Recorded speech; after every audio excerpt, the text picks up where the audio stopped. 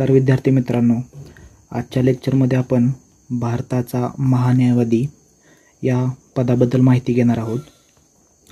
तर बऱ्याच वेळा काय होतं की आपल्याला हे नाव माहिती असतं भारताचा महान्यायवादी, पण आपल्याला इंग्लिश नाव माहिती असणं पण गरजेचं आहे, कारण बऱ्याच वेळा डायरेक्ट म्हणजे मराठीमधूनच येतं की अटॉर्नी जनरल ऑफ इंडिया असं पण येतं कधी कधी, तेव्हा मग आपल्याला कळत नाही की हे पद नक्की कोणतं आहे। तर AGI असं लक्षात ठेवा, अटॉर्नी जनरल ऑफ इंडिया। तर त्यालाच काय म्हणतात, भारताचा महान्यायवादी। म्हणजे इथं गोष्ट काय लक्षात ठेवायची की इंग्लिश गोष्ट पण लक्षात ठेवणं तुम्हाला गरजेचं आहे की भारताचा महान्यायवादीला इंग्लिशमध्ये काय म्हणतात ते लक्षात ठेवणं गरजेचं आहे। ठीक आहे, तर आपण आज बघत आहोत भारताचा महान्यायवादी म्हणजेच अटॉर्नी जनरल ऑफ इंडिया। तर या संबंधित सर्वात प्रथम पहिलं कलम म्हणजे पहिला प्रश्न सगळ्यात महत्त्वाचा म्हणजे त्या संबंधित कलम।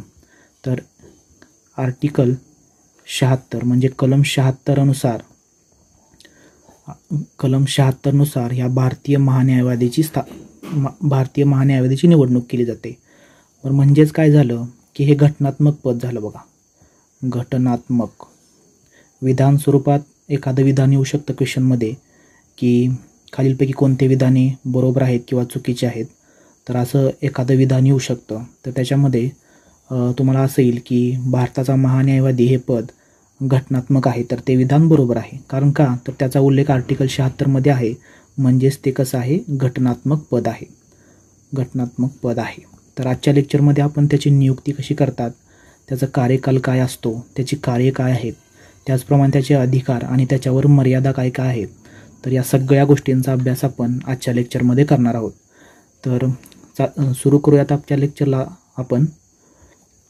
तर सर्वात प्रथम आपण नियुक्ती आणि त्याचं कार्यकाल या संबंधित अभ्यास करणार आहोत। मी सुरुवातीपासूनच तुम्हाला सांगतोय की हा पूर्ण जो डाटा आहे तो मी M लक्ष्मीकांत या पुस्तकातून घेतलेला आहे। खूप स्टँडर्ड पुस्तक आहे, तुम्ही पण तेच रेफर करा, त्या पुस्तकाच्या खेरीज कोणतंच पुस्तक यूज करायचं नाही। तर आपण भारताचा महान्यायवादी म्हणजेच AGI attorney general of India याची नियुक्ती आणि कार्यकाल बघतोय। बघा आता, राष्ट्रपती महान्यायवाद्याची नियुक्ती करतो। पहिला क्वेश्चन, पहिल्याच लाईनला एक क्वेश्चन झाला तयार। निवड कोण करतंय, राष्ट्रपती। आता बघा पुढे बघूयात, सर्वोच्च न्यायालयाच्या न्यायाधीशपदी नियुक्त होण्याची अर्हता त्याच्याजवळ असली पाहिजे। अर्हता म्हणजे काय, अर्हता म्हणजे पात्रता। म्हणजे काय, सर्वोच्च, हा टेस्ट पेपरला आलेला आहे, युनिक अकॅडमीच्या टेस्ट पेपरला हा क्वेश्चन येऊन गेलेला आहे की काय, महान्यायवादीची नियुक्ती होण्यासाठी कोणत्या पदावर नियुक्त होण्याची पात्रता असली पाहिजे। तर काय आहे, सर्वोच्च न्यायालयाचा न्यायाधीश आहे बरं का, सर्वोच्च न्यायालयाचा सरन्यायाधीश नाही, इथं पण कन्फ्यूज होता तुम्ही, सरन्यायाधीश नाही तर फक्त न्यायाधीश आहे। काय आहे, सर्वोच्च न्यायालयाच्या न्यायाधीश नियुक्ती होण्याची अर्हता म्हणजेच पात्रता त्याच्याजवळ असली पाहिजे। आता पुढे बघूयात, म्हणजेच काय, म्हणजे सर्वोच्च न्यायालयाच्या न्यायाधीशपदीच्या पात्रता काय काय त्या बघा। आता भारताचा नागरिक असला पाहिजे, तो तर आहेच। पुढे बघूयात, त्याने कोणत्याही उच्च न्यायालयाचा न्यायाधीश म्हणून 5 वर्ष काम केली असली पाहिजेत। किती, 5 वर्ष उच्च न्यायालयाचा न्यायाधीश म्हणून काम केली पाहिजेत। किंवा दिले बरं का, कोणत्याही उच्च न्यायालयात त्याने 10 वर्ष वकिली केलेली असावी। किती वर्ष सांगितले, 10 वर्ष वकिली केली असावी। किंवा राष्ट्रपतीच्या मते तो नामांकित कायदेपंडित असला पाहिजे। आता हे किंवा दिले म्हणजे यापैकी कोणतंही एक अट जर पूर्ण असेल तर तो महान्यायवादी पदासाठी त्याची नियुक्ती राष्ट्रपती करू शकतात। तर इथं थोडक्यात लक्षात काय ठेवायचं की सर्वोच्च न्यायालयाच्या न्यायाधीशपदी नियुक्त होण्याची पात्रता असल्याचे निकष आहेत ना, तेच निकष सेम महान्यायवादीच्या नियुक्तीसाठी आहेत। ठीक आहे, तर महान्यायवादीची नियुक्ती कोण करतोय, राष्ट्रपती करतोय। आणि त्याच्यात 3 कंडिशन सांगितल्यात ज्या की सर्वोच्च न्यायालयाच्या न्यायाधीश पदाला पण ॲप्लिकेबल होतात। पहिली म्हणजे भारताचा नागरिक पाहिजे तो, किंवा उच्च न्यायालयात न्यायाधीश म्हणून 5 वर्ष काम केलेलं पाहिजे, किंवा उच्च न्यायालयात 10 वर्ष वकिली केलेली पाहिजे, किंवा राष्ट्रपतीच्या मते तो नामांकित कायदेपंडित असला पाहिजे। ठीक आहे, तर एवढ्या नियुक्तीसाठी या गोष्टी लक्षात ठेवा तुम्ही. ठीक आहे, पुढे बघूयात आपण. राज्यघटनेमध्ये महान्यायवादी पदाचा कार्यकाल नमूद केलेला नाही. बघा, खूप इम्पॉर्टंट आहे. राज्यघटनेत कार्यकाल नमूद केलेला नाही. कार्यकाल नमूद नाही राज्यघटनेमध्ये. विधान स्वरूपात अतिशय महत्त्वाचा सेंटेन्स आहे. शिवाय त्याला पदच्युत करण्याविषयी कारणे किंवा प्रक्रिया राज्यघटनेत दिलेली नाही. पदच्युत म्हणजे काय? पदावरून हकालपट्टी करण्यासाठी. राज्यघटनेत कुठलीही कारणं आणि प्रक्रिया सांगितलेली नाही. ठीक आहे, राज्यघटनेत जसं बाकीच्या पदांना सांगितलंय बघा, की पंतप्रधानाला कसं तुम्ही हटवू शकता त्याच्याबद्दल सांगितलेलं आहे राज्यघटनेमध्ये, पण या पदाबद्दल राज्यघटनेत कुठेही काहीही सांगितलेलं नाही. पुढे बघूया आता. राष्ट्रपतीची मर्जी असेपर्यंत तो पदावर राहू शकतो. अतिशय इम्पॉर्टंट आहे. राष्ट्रपतीची मर्जी असेपर्यंत म्हणजे जोपर्यंत राष्ट्रपतीची मर्जी आहे ना तोपर्यंतच तो पदावर राहू शकतो. म्हणजेच पुढे बघा, म्हणजेच राष्ट्रपती त्याला केव्हाही काढू शकतात. म्हणजे पूर्ण राष्ट्रपतीवर डिपेंड आहे त्याला काढून टाकायचं की ठेवायचं, किंवा तोही राष्ट्रपतीला राजीनामा सादर करून पदमुक्त होऊ शकतो. राजीनामा कोणाला देणार आहे? राष्ट्रपतीला. आता राष्ट्रपतीच त्याची नियुक्ती करणार आहे, म्हणजेच राजीनामा पण तो राष्ट्रपतीकडे देणार. ठीक आहे, पदमुक्त होऊ शकतो. पुढे बघूया. सरकारच्या सल्ल्यानुसार त्याची निवड होत असल्याने ज्यावेळी सरकार म्हणजेच काय, मंत्रिमंडळ राजीनामा देते किंवा त्या जागी दुसरे सरकार येते त्यावेळी प्रथेनुसार तो राजीनामा देतो. म्हणजे थोडक्यात काय, सपोज आता केंद्रामध्ये BJP सरकार आहे, राईट, तर त्यांनी एखाद्या महान्यायवादीची नियुक्ती केली. एखादा महान्यायवादीची नियुक्ती केली. ज्यावेळेस हे सरकार पडेल त्यावेळेस हा महान्यायवादी सुद्धा राजीनामा देतो, पण प्रथेनुसार देतो. देणं कंपल्सरी आहे का? देणं कंपल्सरी अजिबात नाही. द्यावाच असं काही नाही, पण प्रथेनुसार तशी प्रथा पडलेली आहे. प्रथेनुसार तो राजीनामा देतोच. कारण का? तो संलग्न असतो, कोणते पार्टीशी संलग्न असतो, त्यांच्या फेवरमधला तो त्याची नियुक्ती करत असतात ते. ठीक आहे, तर एवढं लक्षात ठेवा, हे राज्यघटनेत निश्चित नाही. काय निश्चित नाही आहे? की कारणे आणि प्रक्रिया निश्चित नाहीत, त्याचप्रमाणे कार्यकाल नमूद नाही. या गोष्टी लक्षात ठेवा तुम्ही. ठीक आहे, आता पुढे बघूयात. महान्यायवादीचे वेतन घटनेने ठरवलेले नाही.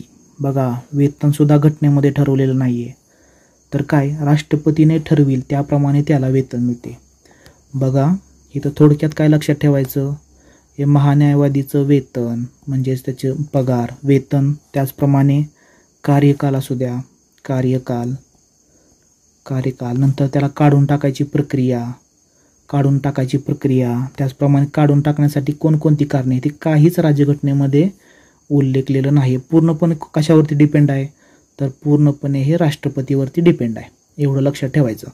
आता हे इम्पॉर्टंट काय आहे, याच्यावरती क्वेश्चन कशा प्रकारे येऊ शकतात तर ते बघूयात आपण या टॉपिकवरती, म्हणजे नियुक्ती आणि कार्यकालावधी. पहिल्या क्वेश्चनमध्ये सिंपल क्वेश्चन आहे, नियुक्ती कोण करतं? राष्ट्रपती करतो. आणि विधान स्वरूपात क्वेश्चन येऊ शकतो की खालीलपैकी कोणते विधाने चुकीचे आहे. 1, 2, 3, 4 असे सेंटेन्स देतील. त्याच्यामध्ये देतील की सर्वोच्च न्यायालयाच्या न्यायाधीशपदी नियुक्ती होऊ शकतो, राज्यमान कुणाला देऊ शकतो. म्हणजे सेंटेन्स पूर्ण लक्षात ठेवा तुम्ही. प्रत्येक सेंटेन्स महत्त्वाचा आहे. हे वाचा आणि असंच तुम्ही ज्यावेळेस बुक वाचाल नको ते लक्ष्मीकांतचं, त्यावेळेस अशीच तुमचं मार्किंग आली पाहिजे, जेणेकरून तुम्ही नेक्स्ट रिव्हिजन जेव्हा करचाल ना तेव्हा तुम्हाला समजून जाईल नक्की काय वाचायचं आणि कशावर फोकस द्यायचा आहे. तर नियुक्ती आणि कार्यकाल आपण बघितलं आहे. आता पुढं बघणार आहोत कार्य. अतिशय इम्पॉर्टंट आहे कार्य. कार्य काय करतो मी तुम्हाला सांगतो. आता बघूयात आपण. कर्तव्य आणि कार्य. भारत सरकारचा मुख्य कायदा अधिकारी म्हणून कार्य करीत असताना त्याच्या कार्यात खालील बाबींचा समावेश होतो. बघा, भारत सरकारचा तो काय आहे? मुख्य कायदा अधिकारी आहे. कायदा अधिकारी आहे. काय आहे तो? कायदा अधिकारी. कोणाचा? भारत सरकारचा मुख्य कायदा अधिकारी आहे. ठीक आहे, आता त्याची कामं कोणती आहेत ते बघूयात आपण. पहिलं काम बघूयात. राष्ट्रपतीने त्याच्याकडे पाठवलेल्या मुद्द्यांवर भारत सरकारला कायदेशीर सल्ला देणे. त्याच्याकडे म्हणजे कोणाकडे? तेच महान्यायवादीकडे. म्हणजे राष्ट्रपती हा महान्यायवादीकडं म्हणजेच अटॉर्नी जनरल इंडिया हा जो आहे त्याच्याकडं काही मुद्द्यांवर कायदेशीर सल्ला मागतो. तर तो कायदेशीर सल्ला देण्याचं काम कोण करते? तर महान्यायवादी करतो. दुसरं काम काय आहे? राष्ट्रपतीने सोपवलेली कायदेशीर स्वरूपाची इतर कामे. ठीक आहे, म्हणजे राष्ट्रपती त्याच्यावर कायदेशीर कामे सोपवू शकतो. ती कामे करणे कामे करणे त्याला गरजेचं आहे. नंतर तिसरी काय, राज्यघटना किंवा इतर कायद्यांनी त्याच्यावर सोपवलेली कार्य. राज्यघटना असेल किंवा इतर कायद्यांनी जर एखादं काम त्याच्यावर सोपवलं असेल तर ते सुद्धा काम त्याला करावं लागतं. नंतर बघूया, इम्पॉर्टंट आहे, पुढे बघूयात आपण. राष्ट्रपतीने सोपवलेली खालील कामे महान्यायवादीला करावी लागतात. तर कोणती कामे आहेत ती बघूयात आपण आता. पहिलं काम बघा, राष्ट्रपतीने सोपवलेली, म्हणजे राष्ट्रपती कोणकोणती कामे सोपवते बघा त्याच्यावरती. भारत सरकारशी संबंधित सर्व खटल्यांमध्ये भारत सरकारच्या वतीने सर्वोच्च न्यायालयात बाजू मांडणे. इथं सर्वोच्च न्यायालयात पण बाजू मांडू शकतो, त्याचप्रमाणे उच्च न्यायालयात सुद्धा बाजू मांडू शकतो बरं का. असं नाही की फक्त सर्वोच्च न्यायालयात बाजू मांडू शकतो. तर हे एक लक्षात ठेवा तुम्ही. दुसरं काम काय त्याचं, राज्यघटनेच्या कलम 143 नुसार, हे कलम आपण पुढं बघूयात काय आहे ते मी सांगेन तुम्हाला. नुसार राष्ट्रपतीने सर्वोच्च न्यायालयाकडे पाठवलेल्या बाबींमध्ये भारत सरकारचे प्रतिनिधित्व करते. आता 143 कलम काय आहे माहिती आहे का, की राष्ट्रपती जो आहे, राष्ट्रपती हे सर्वोच्च न्यायालयाकडे एखादं सल्ल्यासाठी प्रकरण पाठवू शकतो, की सर्वोच्च न्यायालयाचं मत जाणून घेण्यासाठी तो पाठवू शकतो राष्ट्रपती सर्वोच्च न्यायालयाकडे. मग त्या प्रकरणामध्ये भारत सरकारची प्रतिनिधित्व कोण करत आहे, तर कोण करणार, महान्यायवादी करणार. तर थोडक्यात काय लक्षात ठेवायचं माहिती आहे का, आता सपोज भारत सरकार आहे ना, आता बघा भारत सरकार आहे, आता भारत सरकारबरोबर कोर्टामध्ये लढायला कोणतरी पाहिजे की नाही, कोर्टामध्ये लढायला कोण पाहिजे की नाही, किंवा कोर्टाकडे भारत सरकारची बाजू मांडायला कोणतरी पाहिजे की नाही. तर तेच काम कोण करते, महान्यायवादी करतोय. समजते का, महान्यायवादी करते. आणखी एक एक्झाम्पल देतो. सपोज तुम्ही इंडियन गव्हर्नमेंटवरती केस टाकली. का टाकली, की तुमचं एखादं मानवी हक्काचं उल्लंघन झालेलं आहे, मूलभूत हक्कांचं उल्लंघन झालेलं आहे, म्हणून तुम्ही सर्वोच्च न्यायालयात केस टाकली. मग तुमचा एक वकील असतात, इथं इंडियन गव्हर्नमेंट तुम्ही एखादा वकील हायर करणार. मग भारत सरकारची बाजू मांडायला कोणतरी पाहिजे ना, कुठलं तरी पद निर्माण केलं पाहिजे. म्हणूनच राज्यघटनेमध्ये आधीपासूनच पद आहे, त्याला काय म्हणतात, महान्यायवादी. ठीक आहे, असं थोडक्यात लक्षात ठेवा की हे पद काय आहे ते. तर समजलं. याच्यावरती आता प्रश्न बघत कसे येतात, काय नाही, ह्याच्यावरती सिंपल क्वेश्चन येतात. याची कार्य खालीलपैकी कोणती येतात, आणि कायदेशीर, म्हणजे सगळी कामं बघा त्याची कायदेशीरच आहेत. कायदेशीर सल्ला, कायदेशीर मागणी, सगळी कामं कायदेशीर आहेत असं लक्षात ठेवा. A to Z कामं त्याची कशी आहेत, कायद्याच्या रिलेटेड आहेत. ठीक आहे, असं लक्षात ठेवा. तर विधान स्वरूपात हेही येऊ शकतं. आता आपण पुढं बघूयात, ते म्हणजे त्याच्या अधिकार काय आहेत आणि त्याच्यावर मर्यादा कोणकोणत्या आहेत. आता अधिकार आणि मर्यादा बघतोय आपण. बघूयात आता. अधिकृत कामे पार पाडण्यासाठी भारतीय क्षेत्रातील सर्व न्यायालयांमध्ये बाजू मांडण्याचा महान्यायवाद्याला अधिकार आहे. बघा, कामे मी मागाशी सांगितलं होतं तुम्हाला, सर्वोच्च न्यायालय असू द्या नाहीतर उच्च न्यायालय असू द्या, प्रत्येक न्यायालयामध्ये त्याला बाजू मांडण्याचा अधिकार आहे. कोणाच्या वतीने, भारत सरकारच्या वतीने. म्हणजे भारत सरकारची बाजू मांडण्याचं त्याचं काम आहे, एवढं लक्षात ठेवा. याशिवाय, हे खूप इम्पॉर्टंट आहे, खूप वेळा प्रश्न आला इथं. याशिवाय संसदेच्या दोन्ही सभागृहाच्या कामकाजात किंवा त्याच्या संयुक्त बैठकीत व संसदेच्या ज्या समितीचा तो सदस्य असेल त्यामध्ये सहभागी होण्याचा व बाजू मांडण्याचा त्याचा अधिकार आहे. बघा इथं काय सांगितलं त्यांनी, संसदेत. आता संसद म्हणजे कोण आलं, तर एक आली लोकसभा आणि एक आली राज्यसभा, राईट. आता त्याला अधिकार काय आहेत, की लोकसभाच्या बैठकीमध्ये किंवा राज्यसभेच्या दोन्ही सभागृहाच्या कामकाजामध्ये किंवा त्यांची जी संयुक्त बैठक असते, दोघांची मिळून जी बैठक असते संयुक्त, त्या बैठकीमध्ये भाग घेण्याचा त्याला अधिकार आहे. ठीक आहे, त्यांचा इथं तेच लिहिले बघा, दोन्ही सभागृहाच्या कामकाजात, त्यांच्या संयुक्त बैठकी, त्याचप्रमाणे संसदेच्या ज्या समितीचा तो सदस्य असतो. आता काही समित्या लोकसभेच्या असतील, काही समित्या राज्यसभेच्या असतील. आता अशा समितीमध्येच त्याला कामकाजात म्हणजे कामकाजात भाग घेण्याची परवानगी आहे ज्या समितीचा तो सदस्य असेल. ठीक आहे, भारताचा महान्यायवादी सुद्धा लोकसभा किंवा राज्यसभेत एखाद्या समितीचा सदस्य असतो, तर त्या समितीमध्ये भाग घेण्याचा त्याला अधिकार आहे. तर हे खूप इम्पॉर्टंट पॅर आहे, खूप वेळा क्वेश्चन आलेला आहे. ठीक आहे, पुढे बघूयात आपण. पण त्याला मतदानाचा अधिकार नाही. हे खूप इम्पॉर्टंट आहे बघा. तो भाग घेऊ शकतो सगळ्या संयुक्त बैठकीमध्ये असू द्या नाहीतर दोन्ही सभागृहाच्या बैठकीमध्ये असू द्या, त्याला फक्त भाग घ्यायचा आणि बाजू मांडण्याचा अधिकार आहे. मतदानाचा अधिकार नाही. मतदानाचा अधिकार नाही त्याला. ठीक आहे. संसद सदस्यांना मिळणारे सर्व विशेष अधिकार, संरक्षण व फायदे त्याला मिळतात. म्हणजे सिक्युरिटी असू द्या, त्याला जे अटकेचे वगैरे आपण पुढे बघणार आहोत ते सगळे विशेष अधिकार कोणाला भेटणार आहेत, महान्यायवादीला सुद्धा भेटणार आहेत. आता पुढं बघूयात आपण. कामांमधील गुंतागुंत व संघर्ष टाळण्यासाठी महान्यायवाद्यावर खालील मर्यादा घालण्यात आलेल्या आहेत. आता आपण मर्यादा बघतोय, खूप इम्पॉर्टंट आहे. बघूयात आपण. पहिली मर्यादा, त्याने भारत सरकारविरुद्ध सल्ला देता कामा नये. खूप इम्पॉर्टंट आहे. भारत सरकारविरुद्ध अजिबात त्याने सल्ला देता कामा नये. तसेच भारत सरकारविरुद्ध खटलाही चालवता कामा नये. म्हणजेच काय, भारत सरकारविरुद्ध कोणतंच कार्य करायचं नाही त्याने. सल्ला पण द्यायचा नाही कोणाला भारत सरकारविरुद्ध आणि खटलाही चालवायचा नाही.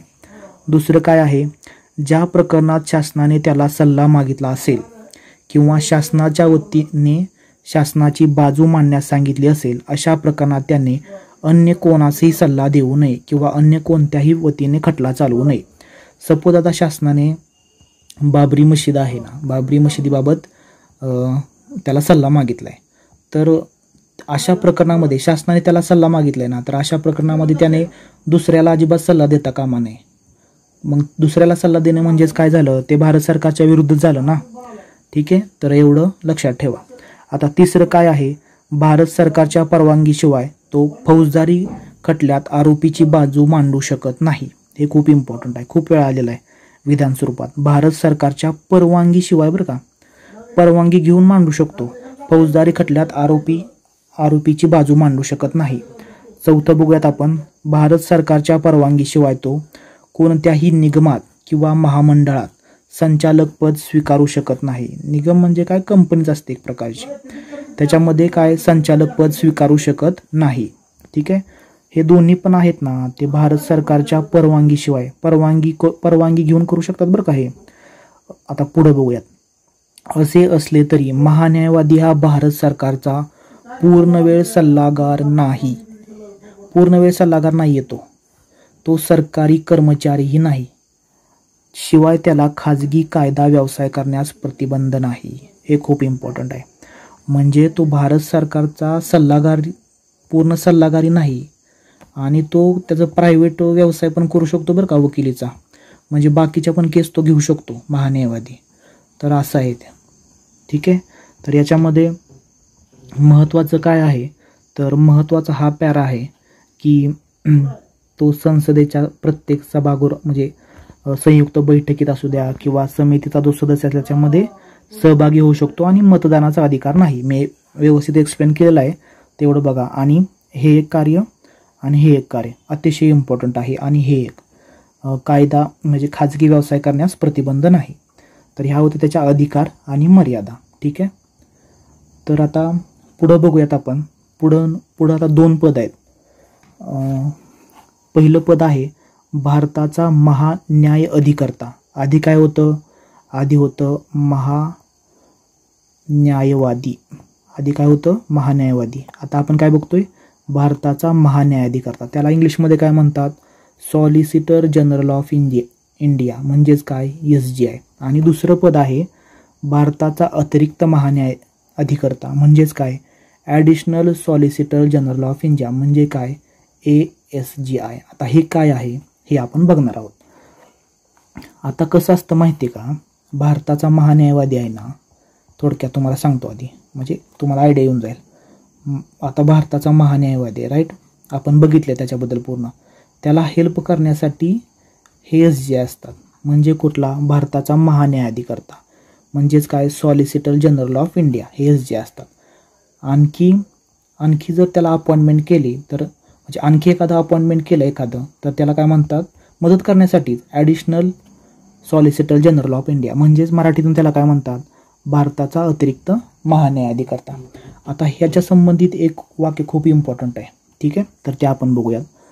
भारताचा महान्यायवाद्याव्यतिरिक्त भारत सरकारने इतर कायदा अधिकारी आहेत. भारत सरकारचे इतर कायदा अधिकारी आहेत, ते म्हणजे भारताचा महान्यायाधिकर्ता म्हणजेच मी सांगितलेलं आता इथे सॉलिसिटर जनरल ऑफ इंडिया व भारताचा अतिरिक्त महान्यायाधिकर्ता म्हणजेच काय, additional solicitor general of India हे आहेत. म्हणजे महान्यायवाद्याव्यतिरिक्त ही 2 पदे आहेत बघा, सॉलिसिटर जनरल ऑफ इंडिया आणि additional solicitor general of India. इंग्लिशमध्ये नाव लक्षात ठेवा, सोपं जाईल. आता बघा, महान्यायवाद्यास त्याच्या अधिकृत जबाबदाऱ्या पार पाडण्यासाठी ते सहाय्य करतात. मगाशी सांगितलेलं इथं मी. आता बघा पुढं, फक्त महान्यायवादीचे पद राज्यघटनेने निर्माण केलेले आहे हे येथे नमूद केले पाहिजे. हे खूप इम्पॉर्टंट आहे बघा. महान्यायवादी आपण बघितले पहिल्यांदाच. आता इथं महान्यायवादीचं कलम आहे 76. सुरुवातीला बघितलं, फक्त हेच घटनेमध्ये सांगितलेलं आहे बरं का. हे जे SGI आहे म्हणजे सॉलिसिटर जनरल ऑफ इंडिया आणि additional solicitor general of India, हे पद राज्यघटनेमध्ये सांगितलेलं नाही आहे बरं का. हे राज्यघटनेमध्ये सांगितलेलं नाही. हे पद भारत सरकारने तयार केलेलं आहे. राज्यघटनेमध्ये यासंबंधित कोणतंही कलम नाही आहे. तर हे विधान स्वरूपात येतं. ठीक आहे, पुढं बघूयात आता. म्हणजेच कलम 76 मध्ये महान्यायाधिकर्ता व अतिरिक्त महान्यायाधिकर्ता याचा उल्लेख नाही. इथं मी तुम्हाला तेच सांगितलं की कलम 76 मध्ये फक्त महान्यायवादीच्या नियुक्तीबाबत आहे, ते SGI आणि ASGI बद्दल अजिबात नाही आहे. आता पुढं बघूयात. महान्यायवादी हा केंद्रीय मंत्रिमंडळाचा सदस्य नसतो. आता हा महान्यायवादी पद हा कलम 76 नुसार निवडून आलाय. तो मंत्रिमंडळाचा सदस्य कसा असेल? हे सिंपल लॉजिक आहे. मंत्रिमंडळ म्हणजे काय, सगळे मंत्री आले ना. मंत्रिमंडळाचा सदस्य अजिबात नसतो तो. पुढे बघूयात आता. सरकारी स्तरावर कायदेविषयक बाबींसाठी केंद्रीय मंत्रिमंडळात स्वतंत्र कायदामंत्री असतो. आता केंद्रीय मंत्र्यात कायदामंत्री आहे म्हटल्यावर याची काय गरज आहे का मंत्रिमंडळात? ठीक आहे, तर एवढं सिंपल लॉजिक आहे. आता इथं लक्षात काय ठेवायचं, इथं एकच गोष्ट लक्षात ठेवायची, खूपच इम्पॉर्टंट आहे. तो म्हणजे कलम 76 मध्ये फक्त आणि फक्त महान्यायवाद्याची तरतूद आहे. महान्यायाधिकर्ता आणि अतिरिक्त महान्यायाधिकर्ता याचा उल्लेख नाही आहे. ठीक आहे, एवढं लक्षात ठेवा. आता ही नावं खूप किचकट आहेत, ह्याला तुम्ही इंग्लिशमध्ये लक्षात ठेवा. Solicitor general of India SGI आणि additional solicitor general of India, हे 2 इंग्लिशमध्ये SGI आणि ASGI असं लक्षात ठेवा.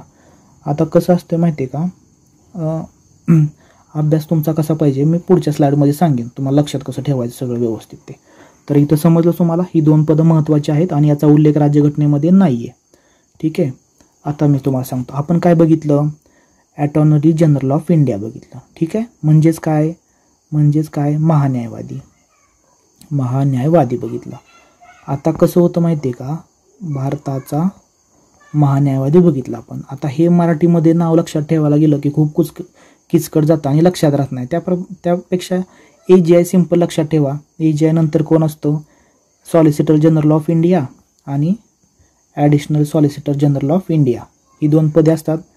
आता ही 2 पदं काय आहेत, आता ह्याचं आर्टिकल काय आहे, ॲडिशनल म्हणजे भारताचा महान्यायवादीचं ते आर्टिकल आहे 76, आर्टिकल 76. आता हे SGI आणि ASGI याचा काय संबंध आहे का आर्टिकलशी, मागाशीच बघितलं आपण, ह्याचा उल्लेखच नाही आहे आर्टिकलमध्ये.